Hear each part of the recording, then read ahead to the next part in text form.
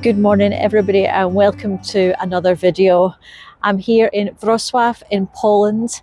I booked a last minute break just for 2 days to come and visit the old town and the Christmas market.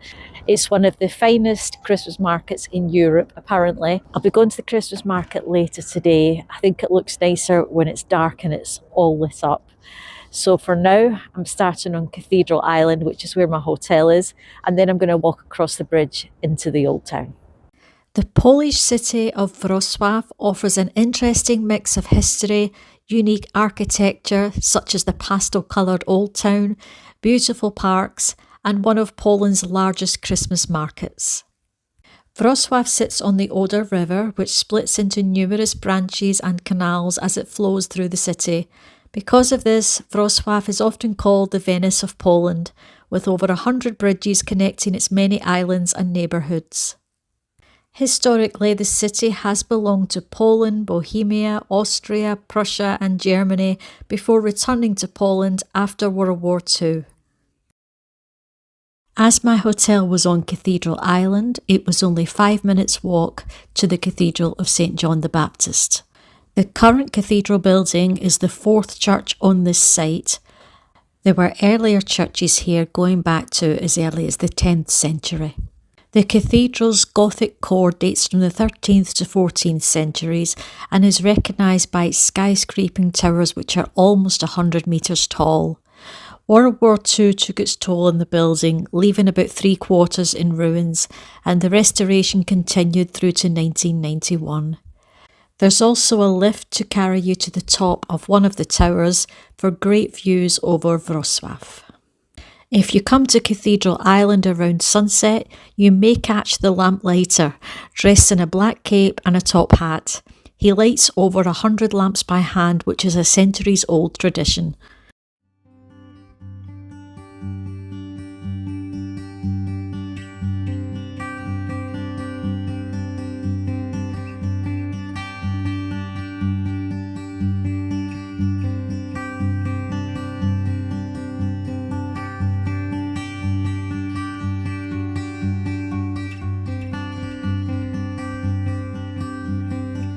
Behind me in this unusual shaped building is a huge painting that is one of the main attractions in Wrocław, so it's best to buy your tickets online before you come.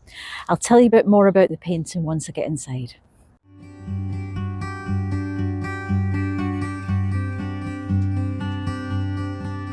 The Battle of Wrocławice took place in 1794, resulting in a Polish victory in an uprising against Russia. To commemorate the 100th anniversary of the battle, the artist Jan Stika began a 15 by 114 metre painting and invited other famous artists of the day to help him complete it. The Panorama was a huge success and was on show in the artist's hometown of Lviv until after the Second World War, when it was brought to Wrocław. During the Second World War, the painting was protected from damage by being rolled up and hidden in a monastery. The Panorama was not exhibited publicly for many years due to political sensitivities. It was finally put on public display in 1985. In the old town, I stopped for a break in this cosy cafe for a drink and a piece of cheesecake.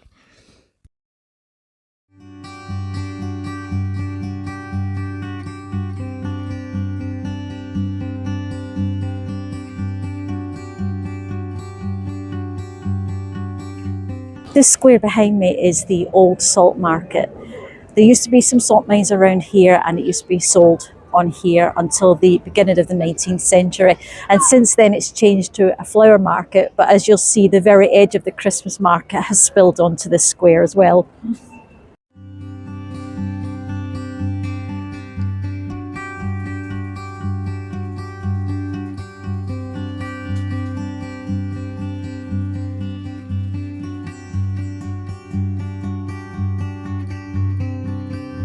Close to the salt market, I made my way to St Elizabeth's Church and Tower.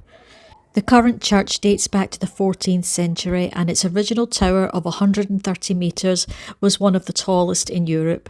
However, it collapsed after a storm in 1529 After the tower was rebuilt, its height reached 91 metres.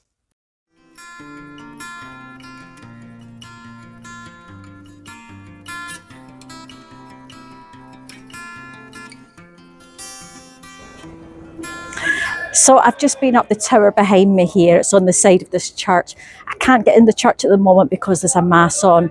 It's a Sunday today and it opens at 1 o'clock for visitors. So after that time, you can go in throughout the afternoon. So the tower gives you really good views over the main square and the Christmas market. However, if you don't like tight spaces and spiral staircases, I wouldn't recommend it.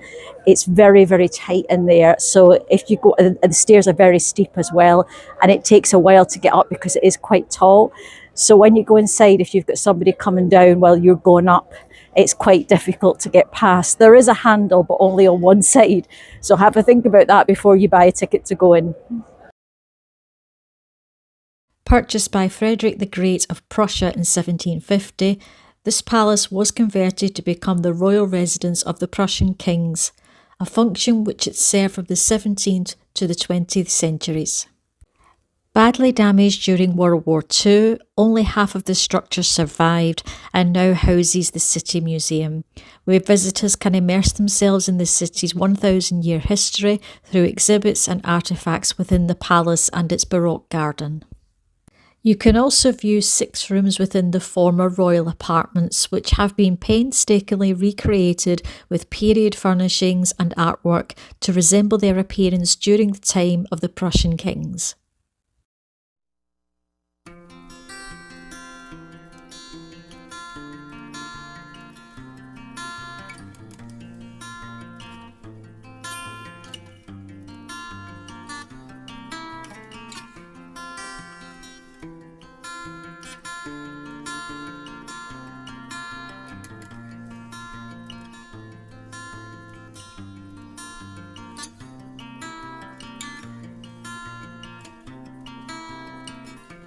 I walked about a kilometre out of town to the Sky Tower.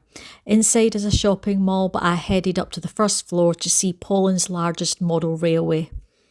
Kolejowo is a fun place to visit for both kids and adults. It's a detailed miniature version of Wrocław and the surrounding Lower Silesia region. It's like stepping into a tiny world where everyday life, landscapes, trains and cities come alive in miniature form. Trains, trams, cars and even boats are moving through the scene, often with sound and light effects.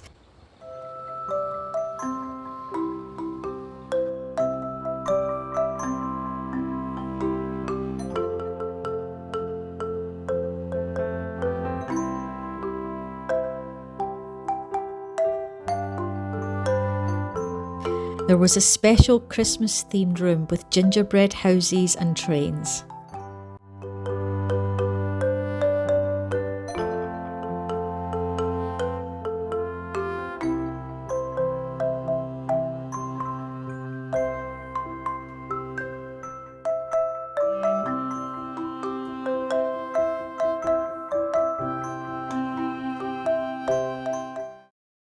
I stopped for lunch at this vegan restaurant just off the main square. I then went to visit the Oratorium and Auditorium.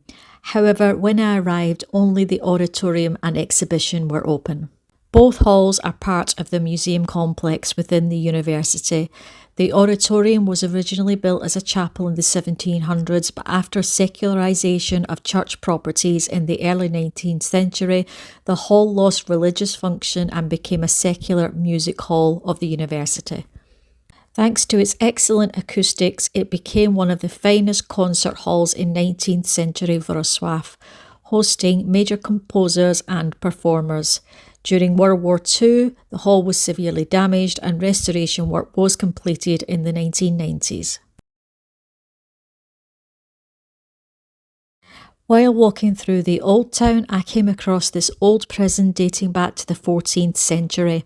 It was used as a prison until the end of the 18th century, when it was then used to house charity institutions and a pawn shop. The white building behind me there, just in front of the church, is my hotel. It's called Vendor EDU Business Centre. I've got a huge room. It looks more like a family room. The breakfast could be brought to your room or in the restaurant. I chose the one to be brought to the room, which was 30 Polish zloty. So I filmed a little bit inside so you can see what the room looks like.